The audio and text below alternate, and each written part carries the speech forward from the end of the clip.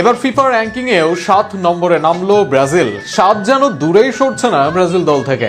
2014 সালে জার্মানির কাছে 7 গোল হজম করার পর থেকে এখন এই সংখ্যাটা সবার জন্য লাকি 7 হলেও দুর্বিষহ স্মৃতি ব্রাজিল ভক্তদের জন্য।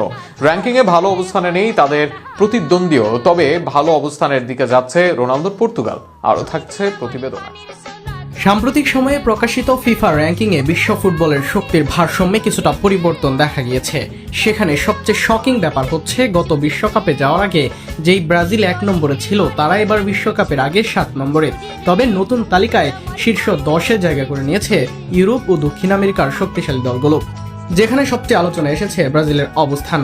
বর্তমান র্যাঙ্কিং অনুযায়ী 1 নম্বরে রয়েছে স্পেন। ধারাবাহিক পারফরমেন্স ও দারুণ দলগত সমন্বয়ের কারণে তারা তালিকার শীর্ষে উঠেছে। 2 নম্বরে অবস্থান করছে ফ্রান্স, যারা সাম্প্রতিক ম্যাচগুলোতে শক্তিশালী উপস্থিতি দেখিয়েছে। সর্বশেষ হারিয়েছে ব্রাজিলকে। 3 নম্বরে রয়েছে আর্জেন্টিনা। সর্বশেষ ম্যাচে জিতলেও পয়েন্টের উন্নতি হয়নি তাদের। সমান পয়েন্ট থাকা সত্ত্বেও তারা এক ধাপ নিচে নেমেছে।